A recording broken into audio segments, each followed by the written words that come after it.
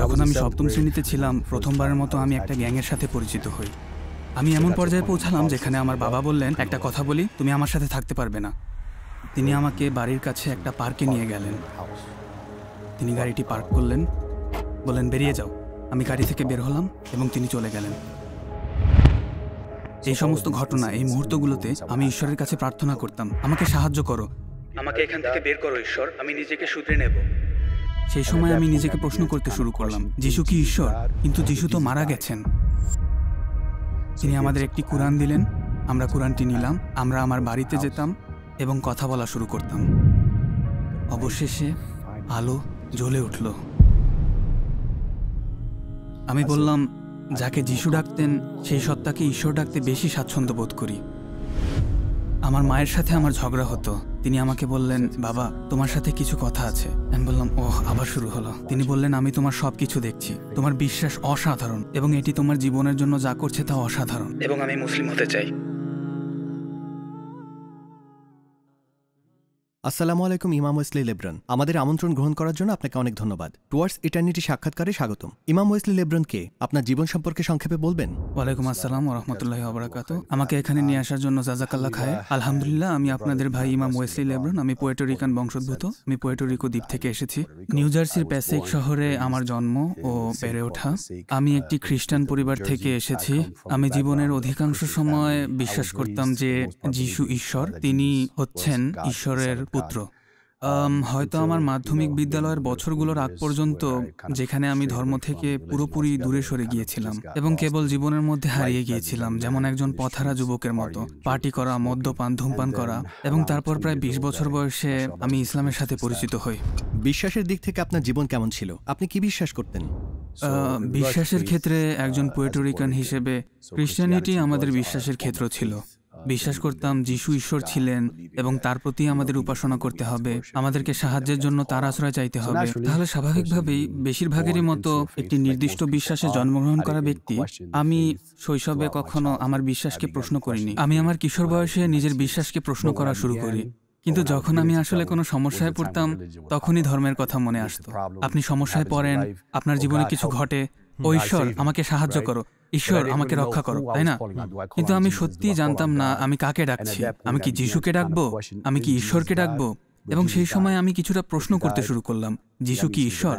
কিন্তু যিশু মারা গেছেন। যদি তিনি মারা যান, তাহলে তিনি তো একজন মানুষ, তিনি কি ঈশ্বর হতে পারেন? ঈশ্বর কি মারা যান? আপনি জানেন সবকিছু কিভাবে কাজ করে। এবং সত্যিই আমি ধর্ম থেকে দূরে থাকতে পছন্দ করতাম। তো আমি কখনোই সত্যি অনুসন্ধান করিনি এবং কেবল জীবনযাপন করতে থাকলাম ক্ষণিকের চিন্তা করে, এবং মজা ও বিনোদনের কথা ভাবতে আর এভাবে বাঁচতে অভ্যস্ত হলাম।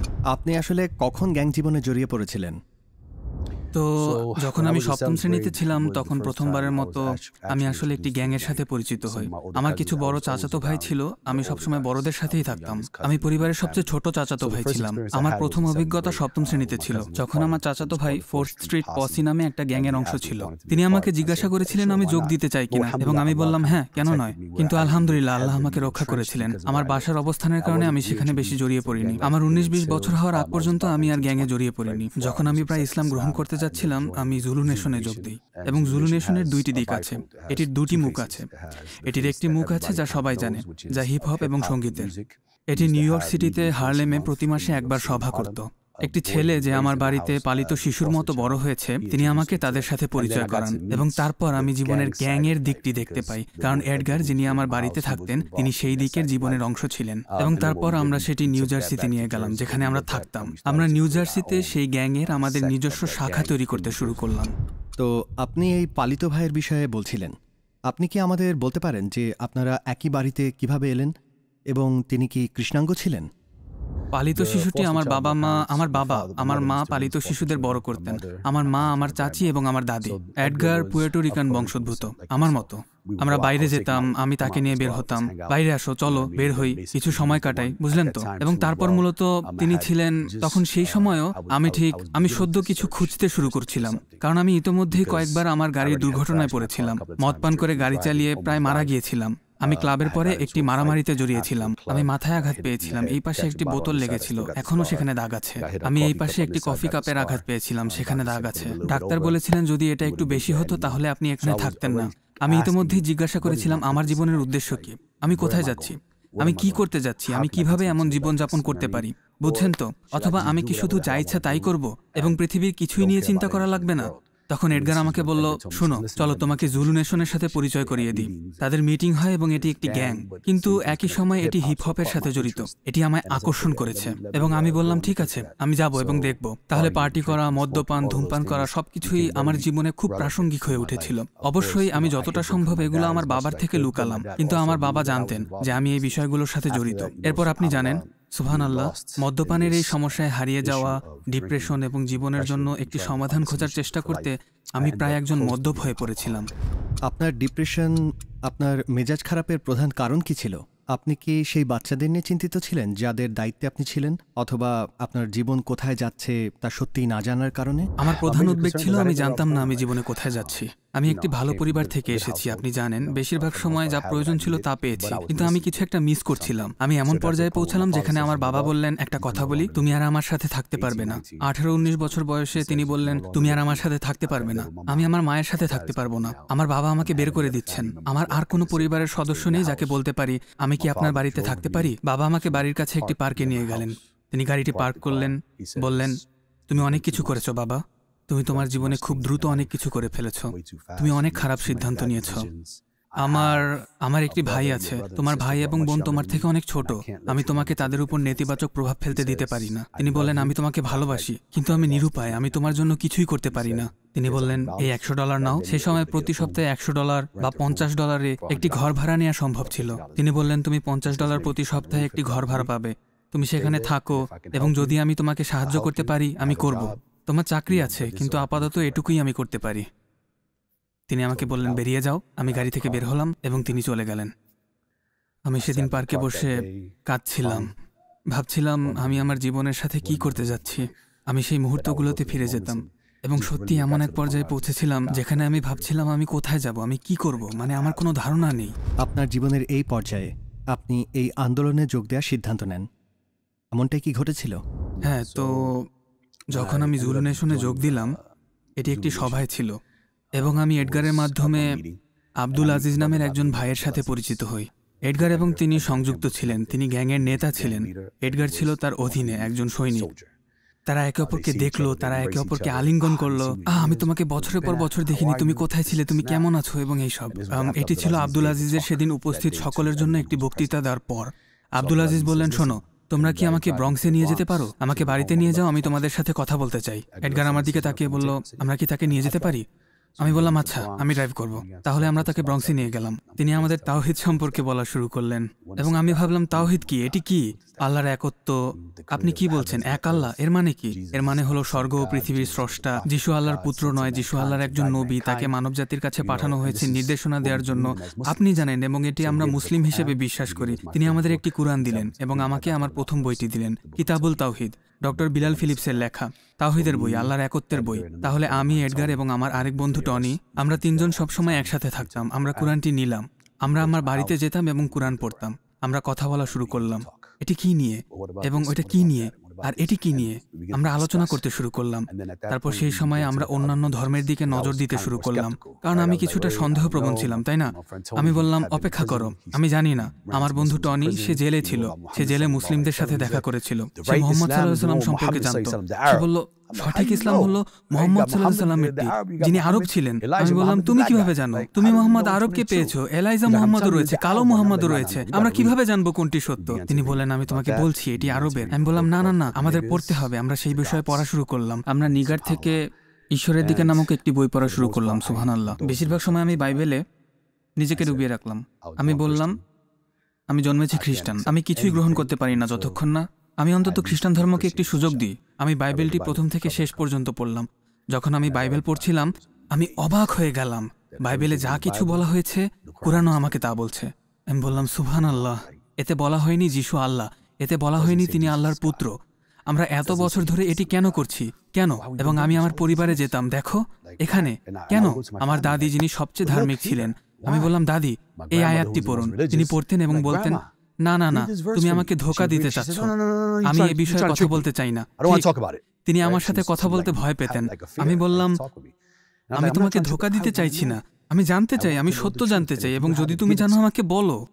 কিন্তু এটি যুক্তিসঙ্গত নয়। টুয়ার্ডস ইটারনিটি পরিবারের আপনার সাহায্য প্রয়োজন। আমরা একটা দাতব্য সংস্থা যারা পৃথিবী জুড়ে 10টি ভাষায় ইসলামের বার্তা পৌঁছে দিতে বদ্ধপরিকর। আপনার সহায়তায় আপনি মানুষকে ইসলামের পথে আসতে, হারাম ত্যাগ করতে, সালাত আদায় করতে, হিজাব পড়তে, কোরআন শিক্ষা সহ নানা রকম সাহায্য করতে পারেন এবং এই সব নেক কাজের অংশীদার আপনিও হবেন ইনশাআল্লাহ। টুয়ার্ডস ইটারনিটিতে ডোনেট করুন এবং এই সুবর্ণ সুযোগ হারাবেন না।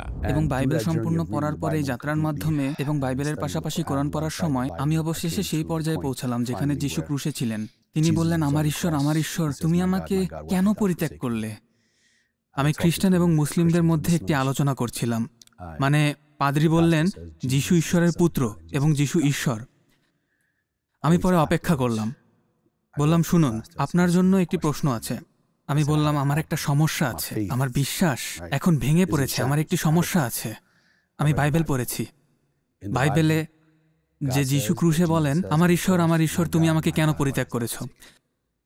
আমি বললাম, আমার সমস্যা হলো যিশু কাকে ডাকছেন? তিনি বলছেন আমার ঈশ্বর। তিনি আমি বলছেন না, তিনি নিজের কথা বলছেন না, তিনি অন্য কাউকে ডাকছেন। এটি স্পষ্ট, ঠিক? তিনি কার সাথে কথা বলছেন এবং কেন তিনি তার উদ্দেশ্য জানেন না? আপনি বলেছিলেন তিনি আমাদের জন্য ক্রুশে মারা যেতে এসেছেন, কিন্তু তিনি বলেন, তুমি আমাকে কেন পরিত্যাগ করেছো? তুমি আমাকে কেন ছেড়ে গেছো? কার সাথে কথা বলছেন? তিনি আমার কাঁধে হাত রাখলেন। তিনি বললেন, বেটা, তোমার শুধু বিশ্বাস রাখতে হবে। আমি বললাম, আরে কিভাবে? তুমি কি আমাকে অন্ধ হতে বলছো? ঈশ্বর আমাকে একটি মস্তিষ্ক দিয়েছেন, আমি বোকা নই। আলহামদুলিল্লাহ, আমি উচ্চ বিদ্যালয় পাশ করিনি বা আমার জিইডি নেই, কিন্তু আমি বোকা নই, ঠিক? সুবহানাল্লাহ। আমি বললাম, আমি যিশু যাকে ডাকতেন সেই সত্তাকে ঈশ্বর ডাকতে বেশি স্বাচ্ছন্দ্য বোধ করি। আমি বললাম, একমাত্র ধর্ম যা আমি খুঁজে পেয়েছি যা স্রষ্টাকে ডাকছে তা হলো ইসলাম। অন্য সবাই কিছু সৃষ্টিকে পূজা করছে। আমি বললাম, তাহলে আমি মুসলিম হতে যাচ্ছি। এবং সেই সময়ে আমরা আব্দুল আজিজের কাছে গিয়েছিলাম একবার। তিনি বললেন, তুমি জানো তুমি মুসলিম হওয়ার জন্য প্রস্তুত? আমার বন্ধুরা বলল, হ্যাঁ। আমি বললাম, ও ধীরে ধীরে, আমরা একসাথে এটি করব, চলো আগে নিশ্চিত হই। তুমি কি নিশ্চিত? তুমি? ঠিক আছে। আমি তাকে বললাম, আমি শর্ত সাপেক্ষে মুসলিম হব। আমি বললাম, আমি একজন পুরুষ, আমাকে বলো না কিভাবে কখন করতে হবে। যদি আমরা এই বিষয়ে একমত হতে পারি, আমি ইসলাম গ্রহণ করব। আমি মুহাম্মদ সম্পর্কে এখনো জানি না, কারণ আমি জানি না তিনি কে, কিন্তু আমি তাকে গ্রহণ করব। আমি পরে তার সম্পর্কে জানবো, কারণ আমি বিশ্বাস করি যে কোরআন আল্লাহর বই। যদি এটা আল্লাহর বই হয়, মুহাম্মদ অবশ্যই কেউ হবে। আব্দুল আজিজ বললেন, কোনো সমস্যা নেই। তিনি আমাকে শাহাদা দিলেন, আলহামদুলিল্লাহ। তিনি আমাদের শাহাদা দিলেন, আলহামদুলিল্লাহ। এবং এটি ইসলামে আসার যাত্রা শুরু ছিল, আলহামদুলিল্লাহ। তাহলে আমি মুসলিম কমিউনিটিতে থাকার সেই আশ্চর্যকর মুহূর্তটি পাইনি, আলহামদুলিল্লাহ। কারণ আমি বিশ্বাস করি এটি আমাকে এখন যে অবস্থানে তুলে এনেছে, আলহামদুলিল্লাহ। তো আলহামদুলিল্লাহ, আমি মনে করি যে এই অভিজ্ঞতা আমার জন্য সেরা অভিজ্ঞতা ছিল। আপনি প্রথমে এই যাত্রায় একা যাওয়ার সিদ্ধান্ত কেন নিলেন? সত্যি বলতে আমার কোনো বিকল্প ছিল না। আমি মুসলিমদের জানতাম না এবং আমি একমাত্র যে মুসলিমকে জানতাম তিনি হলেন আব্দুল আজিজ, ঠিক? এবং আব্দুল আজিজের সাথে আমরা মাঝে মাঝে কথা বলতে যেতাম। কিন্তু যখন তিনি আমাদের বললেন নিউ ইয়র্ক ফিরে এসো না, কারণ আমি মনে করি তিনি বুঝতে পেরেছিলেন তিনি এখনো সঠিক স্থানে নেই, আমাদের পথ প্রদর্শক হওয়ার অবস্থানে, এবং তিনি আমাদের দেখতে চাননি। তিনি চাননি আমরা তাকে সঠিকভাবে না চলাটা দেখি। কেন? কারণ আপনি খারাপ উদাহরণ হতে চান না তাদের জন্য যাদের আপনি ইসলাম গ্রহণ করিয়েছেন। তিনি বললেন মুসলিমদের খুঁজে বের করো, এবং তিনি আমাদের অনুমতি দিলেন, মাশাআল্লাহ, আসতে থাকি এবং ইসলামের প্রতি শেখার আগ্রহ রাখতে। আমি জানতাম যদি আমি ভালো মুসলিম হতে চাই তাহলে আমাকে ধর্মটি অধ্যয়ন করতে হবে, কারণ ধর্ম শেখার আর কোনো উপায় নেই, তাই না? এটি ছাড়া প্রচেষ্টা এবং ত্যাগের মাধ্যমে। আমি কৌতূহলী, কেন আপনি প্রথমে এই সতর্কীকরণ দিলেন যে আপনি জানেন আপনি এই 3টি বিষয়ের আদেশ নিষেধ শুনতে চাননি? এই মনোভাবের কারণ কি ছিল?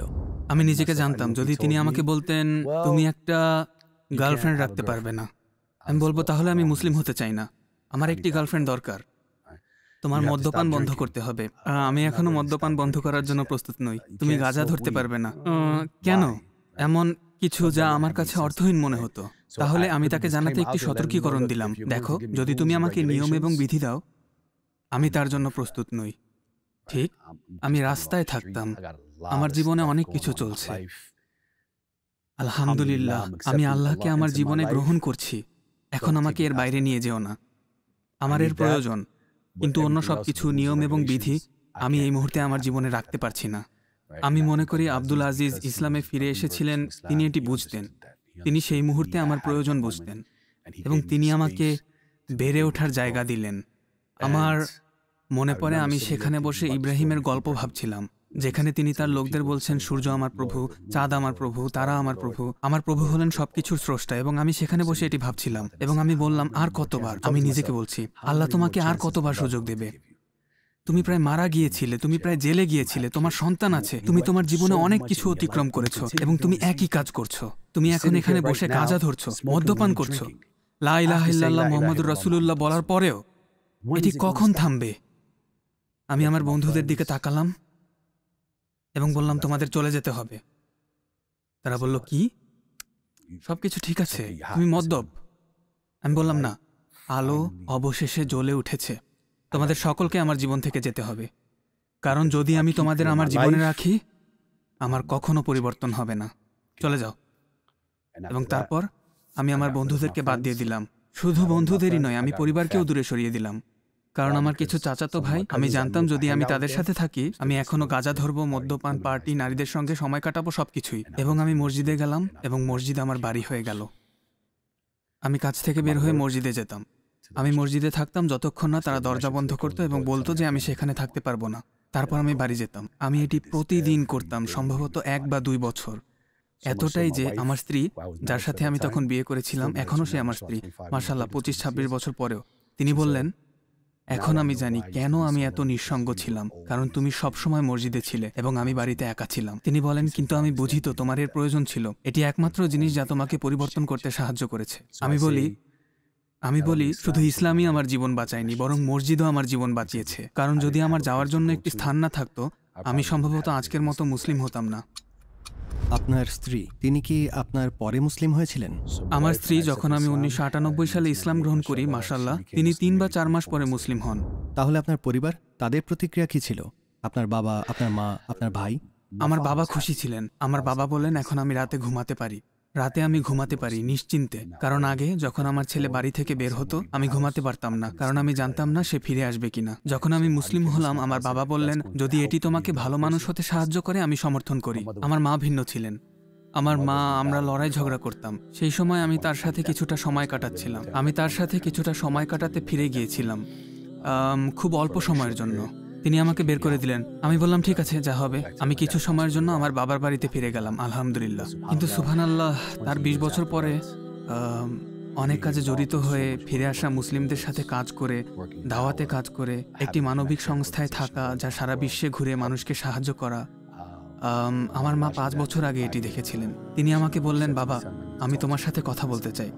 আমি বললাম, ওহ, আবার শুরু হতে যাচ্ছে, কি ঘটছে? তিনি বললেন, আমি তোমার সব কিছু দেখছি, তোমার বিশ্বাস অসাধারণ এবং এটি তোমার জীবনের জন্য যা করছে তা অসাধারণ। তিনি বললেন, এবং আমি মুসলিম হতে চাই। এবং সুবহানাল্লাহ, তিনি মুসলিম হলেন, আলহামদুলিল্লাহ। এবং আমি তাকে শাহাদা দিতে পারিনি, কারণ এটি আমার জন্য আবেগময় ছিল, কারণ আমার মায়ের সাথে অনেক বছর ধরে খারাপ সম্পর্ক ছিল এবং তারপর আল্লাহ আমাকে উপহার দিচ্ছিলেন আমার মাকে এখন মুসলিম হওয়ার সুযোগ দেওয়ার মাধ্যমে। এটি হতে পারে আল্লাহর দেয়া সেরা উপহার আমার জীবনে।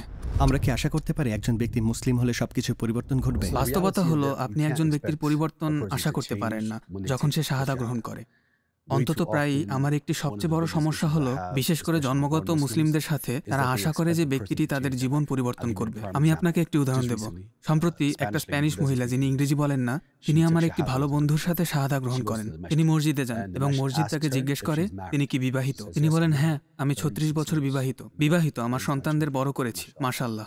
মসজিদ তাকে বলে, তোমার স্বামীকে তালাক দিতে হবে এবং তুমি যদি তোমার স্বামীকে তালাক না দাও, তাহলে তোমাকে ইসলাম ত্যাগ করতে হবে। তাহলে তিনি আমাকে ফোন করেন চিন্তিত হয়ে। আমি মনে করি তিনি আর মুসলিম হবেন না। তাহলে আমি তাকে ফোন করি এবং বলি, শোনো, আমি তোমার স্বামীকে ছাড়তে বলবো না, ইনশাআল্লাহ। আমি আশা করি তুমি নিজের উপর মনোযোগ দেবে, কোরআনের সাথে একটি সম্পর্ক তৈরি করো, নামাজ পড়া শিখো, ওযু করা শিখো, এটি তোমার ফোকাস করো, তোমার সালাহ এবং আল্লাহ সুবহানাহু ওয়া তাআলা কে জানার চেষ্টা করো এবং তোমার স্বামীর জন্য ভালো উদাহরণ হও। এই বিষয়গুলির ক্ষেত্রে আমার অনেক বন্ধু আছে যারা ইসলাম গ্রহণ করেছে। মহিলারা আমাদের গ্রুপে আছেন যাদের স্বামীরা এখন আমার বন্ধু এবং তাদের স্বামীরা 1 বছর পরে, 5 বছর পরে, 10 বছর পরে ইসলাম গ্রহণ করেছেন। আমরা মানুষের পরিবর্তন আশা করতে পারি না। আল্লাহ সুবহানাহু ওয়া তাআলা কুরআন 23 বছর সময়কালে অবতীর্ণ করেছেন, কারণ তিনি জানতেন হৃদয়গুলোর পরিবর্তনের জন্য সময় প্রয়োজন। আয়েশা রাদিয়াল্লাহু তাআলা আনহার বিখ্যাত উক্তি, তিনি বলেছিলেন, যদি নিয়মগুলি আগে আসতো, আমরা অবাধে মদ্যপান করতাম, কাহারও পরিবর্তন হতো না। ঠিক, কিন্তু মদ 3টি পর্যায়ে নিষিদ্ধ করা হয়েছিল এবং যখন এটি অবশেষে নিষিদ্ধ হয়, হৃদয়গুলো ঈমানে পূর্ণ ছিল। তারা বলেছিল, মদিনার রাস্তা মদে ভরে গিয়েছিল, মানুষ এটি তাদের মুখ থেকে বের করে দিয়েছিল। ঠিক, তাহলে অবশ্যই আমরা মানুষের রাতারাতি পরিবর্তন আশা করতে পারি না। আমার পরিবর্তন শুরু করতে কয়েক মাস লেগেছিল, আলহামদুলিল্লাহ। অন্যান্য বিষয় পরিবর্তন করতে বছর লেগেছিল, ইনশাআল্লাহ। কখনো কি এমন হয়েছে যখন আপনি আল্লাহর খুব কাছাকাছি অনুভব করেছেন, যে আপনার সঙ্গে তার একটা বিশেষ সম্পর্ক আছে?